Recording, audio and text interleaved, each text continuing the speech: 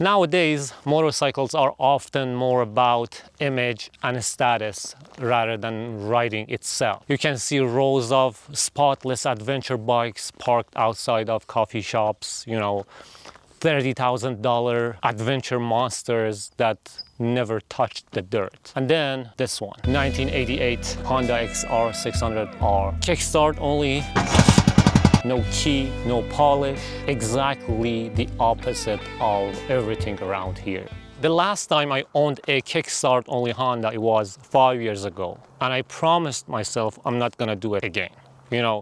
Just too much hassle, too many sweaty, embarrassing moments by the street while the traffic is passing. But lately, I've been thinking, we have got all impatient. Fast bikes, fast cars, fast living. For the most part, I wanted to break that cycle.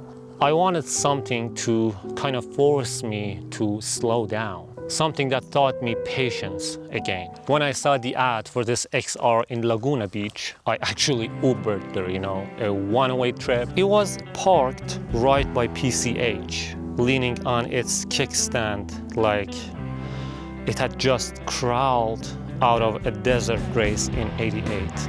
But right at that moment, I realized this is perfect in the worst way. Sun-faded metal, bubbled and ripped stickers from some race no one remembers. A ripped tailback, messy wiring.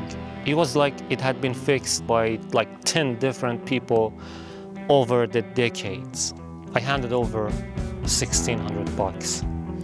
The seller walked away, and just like that, it was mine. Honestly, I didn't think it would run. I was ready to call a tow truck, but I swung a leg over, found top dead center, and started kicking. I can't remember, it was on the 4th or 5th kick, but first it coughed and then it roared to life. That deep, raw thump of a big bore single filling the street. I couldn't help but grin.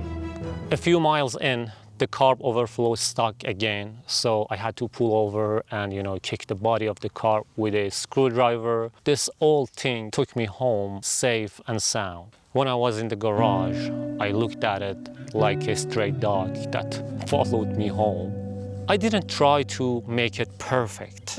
Just cleaned it up, tied down the loose bits, tossed the ripped tailbag, I put new plastic panels, fixed the carb leak, I put fresh stickers, and finally I put a brand new handlebar.